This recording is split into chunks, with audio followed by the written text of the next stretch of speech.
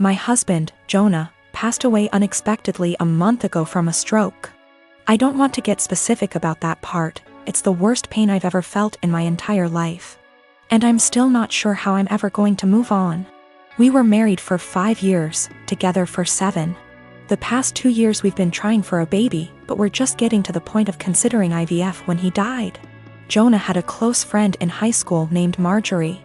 Marjorie also ended up going to the same university as he did, and they spent a lot of time together during those college years. Jonah said that he liked Marjorie's company, but never felt anything beyond friendship with her, which I totally believe. Jonah dated other women during that period, but told me that several times Marjorie hinted that she wanted him to ask her out. She also joked about wanting him to be her plan B in case she didn't meet someone and get married by 30. By the time I'd started dating Jonah, he had moved a couple hours away from his hometown, and Marjorie. Despite this, Marjorie immediately began finding excuses to come to our town and hang out, which usually involved her encouraging us to go drinking, and then her passing out on the couch at Jonah's apartment. I didn't mind her for the most part, but she had a habit of saying things like, "You know you ruined our marriage pact," and pointing out all the things that she knew about him, like what he took in his coffee, his favorite bands, etc. Over the course of our relationship, and especially after we got married, Jonah definitely put some distance into his relationship with Marjorie. He confided in me that he felt he had outgrown her and that they really had little in common anymore. He stopped responding to her invitations to hang out as often, though he would occasionally call to catch up out of guilt, especially when she would text him or leave messages saying she was so sad he was ignoring her and the like. But now he's gone. I had him cremated, like he wanted. We haven't done the memorial service yet, it was too hard for me to even imagine the first couple of weeks. And I also wanted to give time for some out-of-state people to make travel plans. The memorial is this weekend. However, 2 weeks ago, I received an email from Marjorie sent to around 60 people, including Jonah's family, saying that she was holding a memorial service for Jonah in the town where they grew up, the day before his memorial here. I was completely blown away, seeing as she hadn't mentioned anything to me or even attempted to call. Along with the details, the email said that she was planning the memorial in light of the fact that no other service had yet been held in his memory, and he deserved to be laid to rest with honor. For the record, she was invited to the memorial which I've been planning and knew it was happening. I called her, of course, and told her that while I appreciated her willingness to help with Jonah's goodbye, I was already planning a service for him that would involve all of his family and friends. She immediately went on the defensive and said that she had only started to plan a service when she realized I wasn't willing to do it in a timely manner. I told her that the timing wasn't her choice to make, but that if she wanted to have a memorial of some kind, to please just add on the invitation that his official memorial was going to be held this weekend. She said fine. I sent a message to all of Jonah's invited friends and family to make sure that they knew the real service, with both of our families, was going to be here, and then just washed my hands of the whole thing. This week I received a message on Facebook from Jonah's cousin, saying that Marjorie, who has apparently blocked me on Facebook, created an event for Jonah's official memorial service, her memorial, and invited everyone she possibly could. I've been getting blown up with emails asking which day the memorial is, and where. I'm honestly furious. I don't have the emotional energy to deal with this. I ended up putting a post up on my wall, reiterating the date of his service here, and asking people to please share it.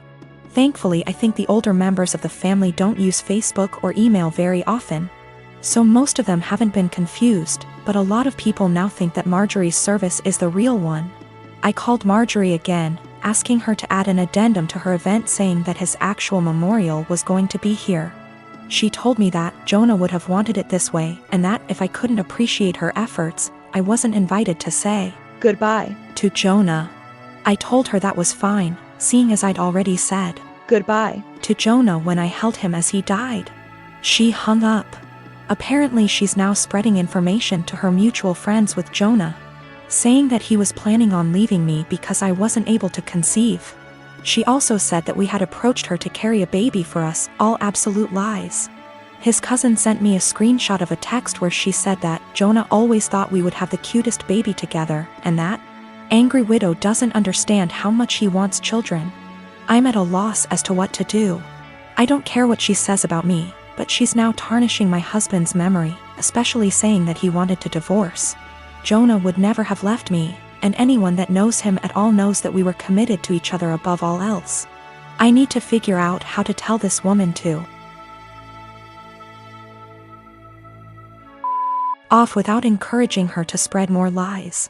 And I also want to just forget the whole thing and crawl in bed and never get up again. My daughter received a bike from her uncle, my brother, on her 11th birthday.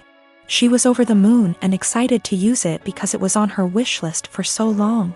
Days ago, I discovered that my husband reached out to my brother to ask for the recipient for the bike and returned it to the store, and kept the money for himself while my daughter was at school. The bike was at home. My daughter and I got home and she started crying after noticing the bike was gone. My husband was home at the time. He told me he returned the bike and got money in return to spend on something useful for us since the bike was just there as a distraction and there was no need for it now since we're the dead of winter. I was aggravated and lost it on him saying it wasn't his, didn't come from him. And he didn't pay for it so he had no right to touch it knowing our daughter's been wanting it for a long time. And my brother was decent enough to buy it for her despite barely having money to get him by. I told him what he did was theft and insisted he hand over the money to me so I could repurchase it, but he said he spent it on stuff for the house and doesn't have any money left now. But I knew about the money he was stashing away in the bedroom that he forbade me from tossing, and I took some of it and went out to repurchase the bike while he was out the next day. He found out and verbally lashed out at me saying I should have never touched the money he was saving for himself, which isn't much, but I lashed right back that I had to so I could repurchase the bike he took from under our daughter. He explained that he didn't keep the money for himself and instead spent it for necessities for our home, but he was at fault for taking the bike in the first place and he was responsible for getting it back. He yelled at me for almost 10 minutes, then stormed outside and started smoking.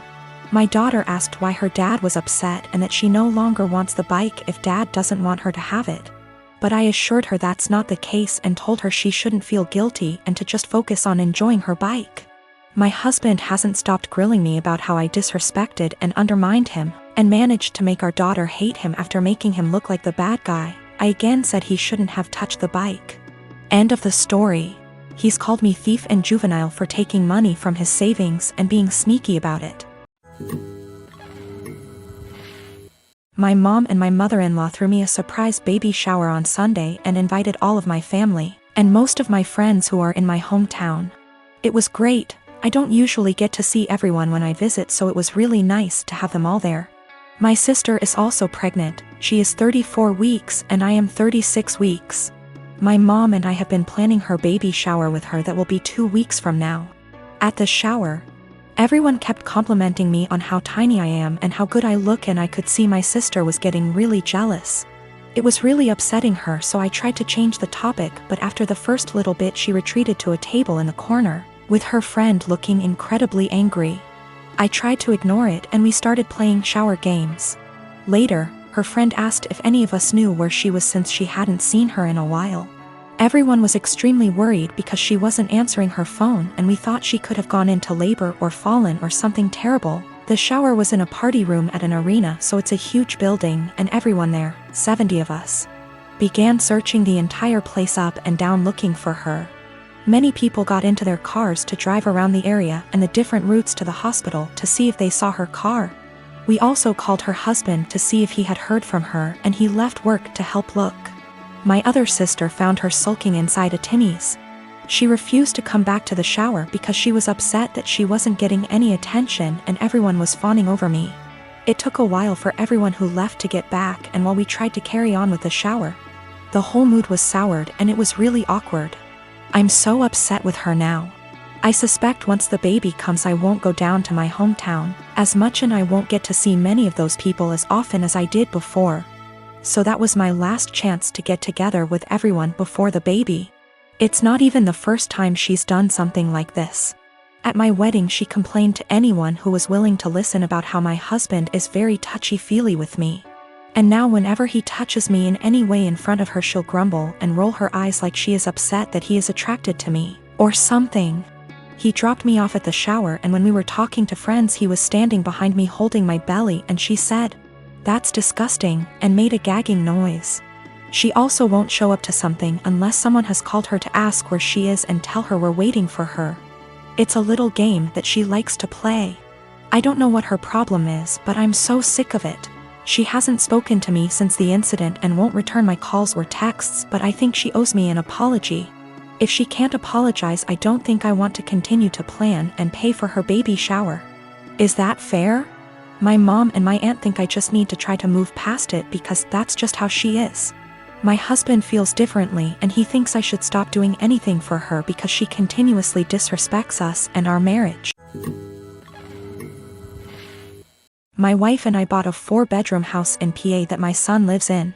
Our son went to college in PA and wanted to stay in the area. So we bought the house as a second home. We live in NJ and commute into Manhattan for work.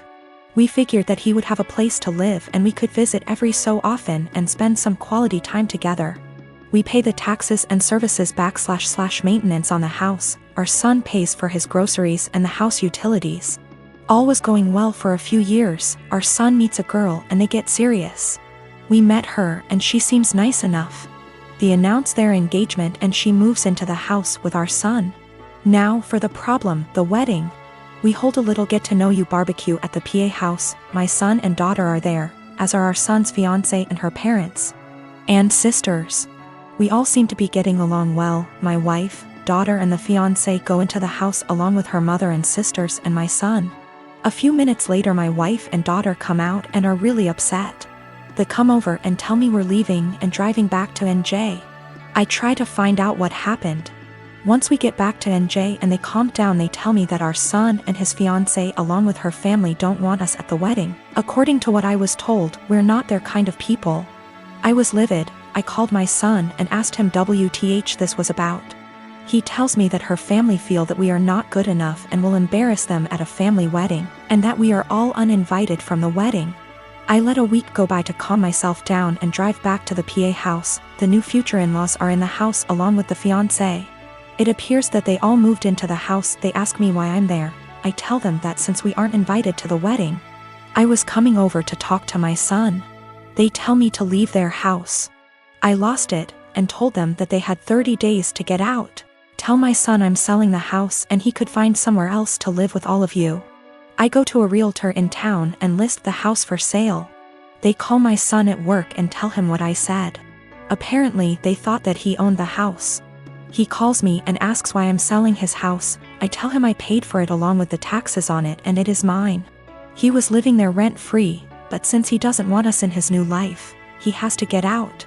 I tell him the same as I told his future in-laws. They have 30 days to get out, then I'll get a lawyer and get them evicted. Am I the for taking a hard stance on this? He is my son, but the in-laws seem to take over and we no longer count.